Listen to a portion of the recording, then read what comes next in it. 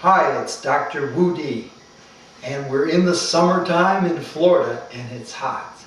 Summer is a real special time. In fact, I put out the summer newsletter, Dr. Wu's News. If you haven't received it, I want you to write me, email me at energymedicineflorida.com and give me your address, and I'll put one of these in the mail for you immediately. I'll tell you what's in it. Talk about the summer solstice and how things are changing on a planetary level and what to do around that time. And inside, there's a lot of information. There's the exercise on the heart. If you have the recharging Qigong exercise from the Yin set, there's the heart exercise. Why the heart at the summertime? Summertime is a time when the organ of the heart is most active. It's the heart and the small intestines. And that's what we're talking about in the newsletter. And that's what we're talking about today. We're going to do a meditation around the heart energy. Now, in the newsletter, I also have a recipe for gazpacho soup. Cold soup is delicious in the summer.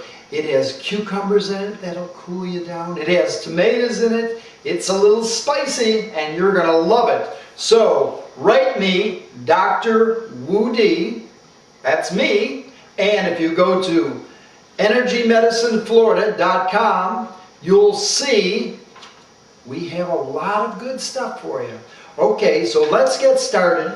Remember, write me, and a lot of people, this is funny, a lot of people have written me and they said, boy, I enjoyed the newsletter, I want to get a hard copy, but you only gave me your email address. So make sure that you write down your snail mail address, and then I'll send it out to you right away. Okay? So, the time when it's summer, it's very hot, it's the time that if we exercise a lot outside, we're going to start to lose a lot of body fluid. So we want to keep ourselves cool. That means drink a lot of water and really, really build the yin energy. The yin energy. The stuff we want to keep ourselves luscious so we don't dry out like a prune. Coffee is a no-no at this time of the year. It just dries you out. But watermelon, in fact, this is interesting. Years ago, I was going to school and studying Chinese medicine, and I wondered, I said, oh, watermelon's good to eat because that's cooling in the summer. What the Chinese do is they actually take the rind, the white part of the watermelon, they cut that out, cut it up in chunks, and they put salt on it, and they use that. That really keeps you cool in the summer. Also, cucumber salads. So all this is important information to keep you cool and ready to go in the summer. Okay. So now, let's, what I want to do first of all is I want to review the crane style Qigong and tell you a little bit about it. Remember, in the May tape, we went over the first form of the crane style Qigong, getting in touch with the north, south, east, and west direction, pulling in the energy from the heavens and pulling the energy up from the earth. So when you do this form, it's done very slowly. The idea is you bring your attention to the lower Tan Tien. Now, the lower Tan Tien is about, 4 of your fingers under the navel point. That's where you'll find that point. That's your center point. That's where you ground yourself. If your energy's up here, you're going to get dizzy if somebody pushes you. So you want to always keep your grounding just below the navel point. In Qigong, we always start with our energy here. We bring ourselves down and center ourselves.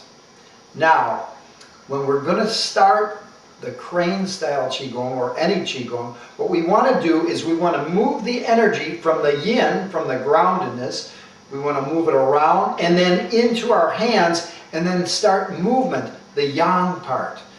Male or yang is movement, female, yin, very grounded. So, this is important, and I want you to remember this for your practice.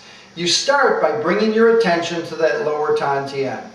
You bring it in, you imagine all the energy is sinking down to the lower part. Then you imagine the energy coming up from your feet, from bubbling springs. We talked about bubbling springs. The point at the bottom of the foot, that comes up to the lower Tan Tien. So what you're doing is you're compressing whoosh, heaven and earth, centering yourself and getting ready. Now, you imagine, what is imagine? You're going to pretend, right? You're intending for the energy to move somewhere. It hasn't gone there yet, so you're pretending. In the beginning you pretend, and then after a while it starts. And then you get this circuit of energy starting to surge through your body and move into the extremities. Okay.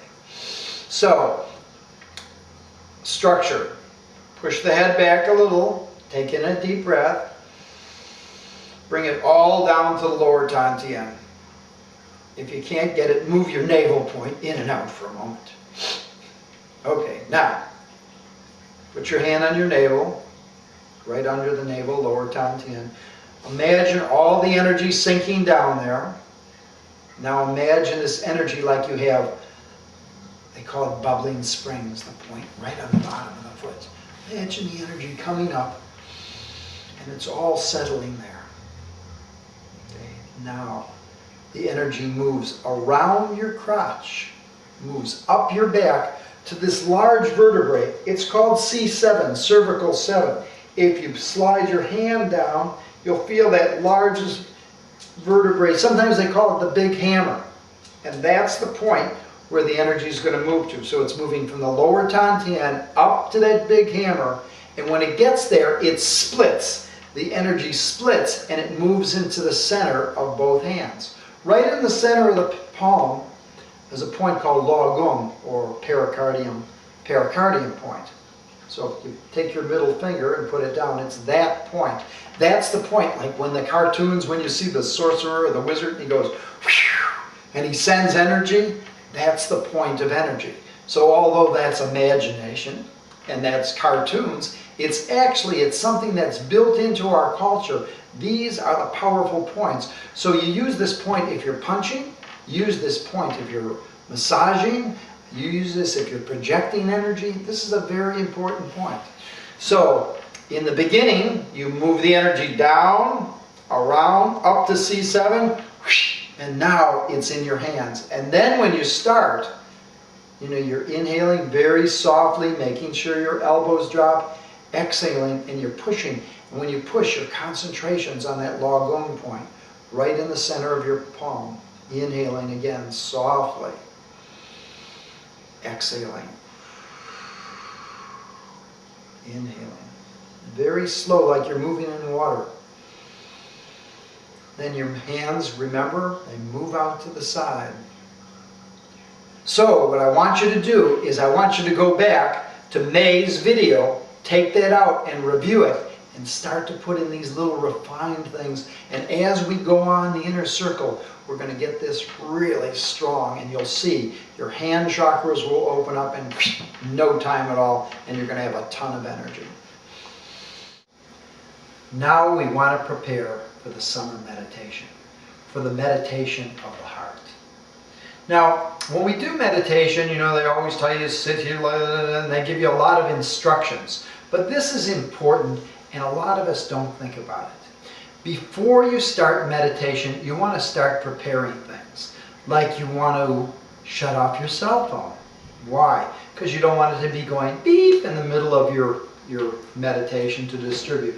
You want to make sure you're text messaging things off. Shut off your computer. The best thing is to set the air conditioner or the heat in your house to the temperature you want. Make sure that the house is quiet. Take care of the kids. Make sure the kids are fed. Make sure that the dryer's off and that buzzer's not going to go beep at the end. So you want to get all those things in order. You want to start preparing yourself and making it special. I take off my shoes. When I start, I just take my shoes, toss them out. Why?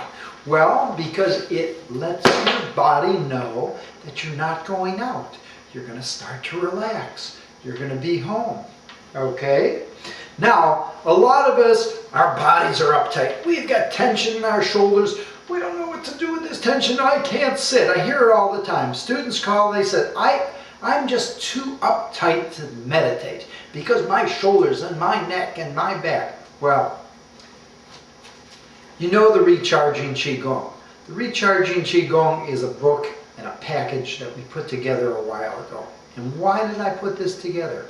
Because in it, I've got such valuable information in here on things that you can do to start preparing for your meditation. See, what you want to do is you want to get your body in the place where it can quiet down. As the body quiets down, the mind will quiet down, and that's what we're looking. Interesting, Chinese medicine, the heart rules the mind.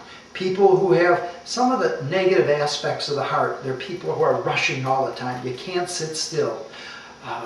Anxiety, you're always having to do stuff. And that, the heart energy, that's the negative aspect of the heart energy. The positive aspect of the heart energy, love, respect, honor, and joy. So when we do the meditation, we're going to start invoking those positive emotions, start feeding the heart. Like I said, the heart, you know, it's summertime and the heart's active. What balances the heart is the kidneys. The kidneys are water, the heart's fire. So if there's too much fire, like if you have too much heat in your house, there's too much heat, where does the heat go? It all goes up, right? Well, in our body, if there's too much heat in the heart, it goes up and disturbs our mind. We can't sit still. Also, it makes your skin itch. You know, you get all that stuff. So what we want to do is we want to quiet the heart. So, okay. Now, in the Recharging Qigong, there's a couple exercises that are really important for this. And I'm going to tell you about it. On page 36 of this book, if you don't have it, get it. Page 36 of this book, we have an exercise that we're going to go over right now. And what it does is it resets the shoulders, the neck, the scapula, all the upper part. So it brings the energy down. Once you bring that energy down, you can start to focus and calm down and take that edginess, that rush, that anxiety, and transform it into the energy of quieting your heart, quieting your mind, and making your whole system just how you want it to be. The balance of the yin and yang. When you see, you know, the yin and yang sign that we see? Yin and yang. Sometimes you'll see it in red and blue. Sometimes you'll see it black and white. But traditionally it's red and blue. The red is the fire aspect and the blue is the water aspect. It's the balance of the water and the fire, the kidneys and the heart. So as we bring that back into balance, everything quiets down and then we're able to open up.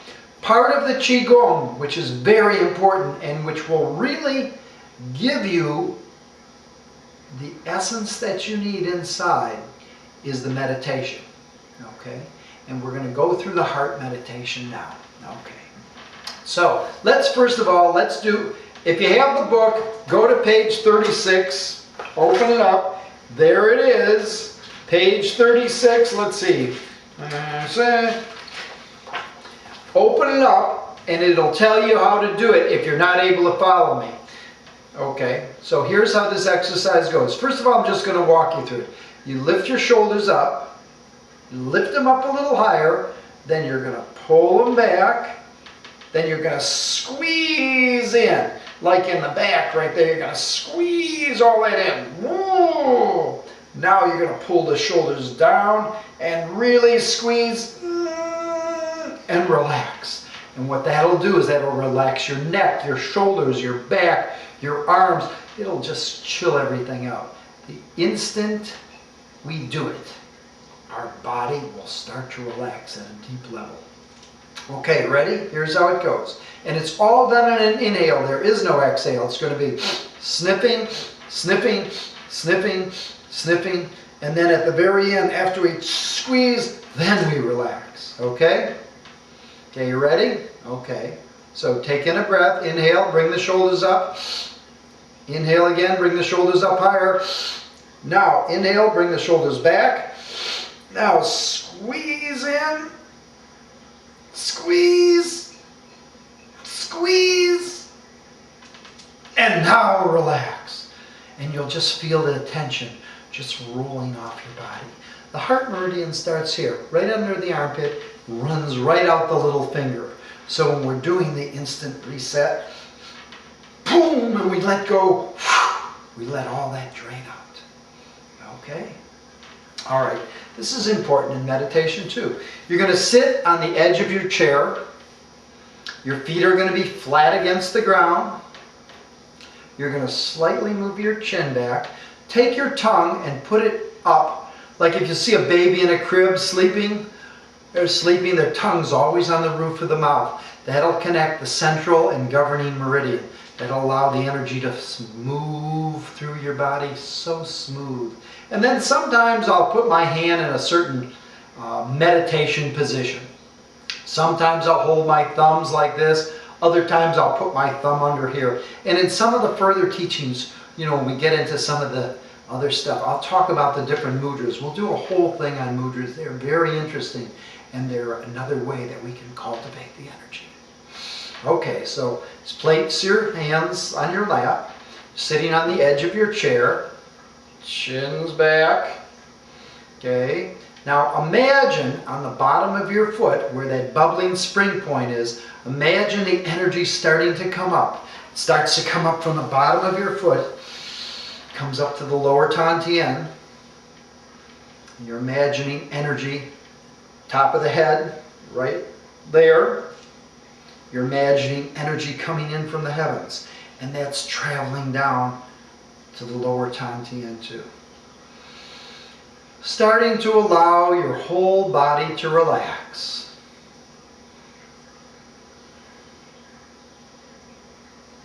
You're not thinking of anything special.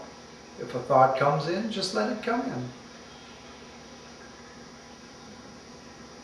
Now gently close your eyes and bring your attention to the center of your chest, right into the heart center. You're going to imagine the heart a beautiful color, a beautiful ruby red color, like a big ruby with sunlight shining on it. So the whole heart area, the whole chest area starts to open up with a beautiful ruby red light.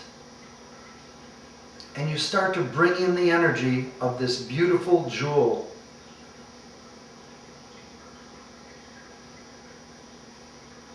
Bring it into the heart. It reminds me, as I'm doing this, it reminds me, Aditya Hridayam Punya Sarshatu Bina Shanam. It's a mantra, and what it does, it opens the heart. You don't have to do, when we do the mudras, we'll get into the mantras too. Okay, so we're just going to let the heart open. You imagine it like a flower. So here's the flower, like a beautiful rose. You start to put water on the flower. And you allow the flower to start taking in sunlight. So you imagine the sunlight's coming in from the heavens, coming down into your heart, starting to feed the heart. Any negative energy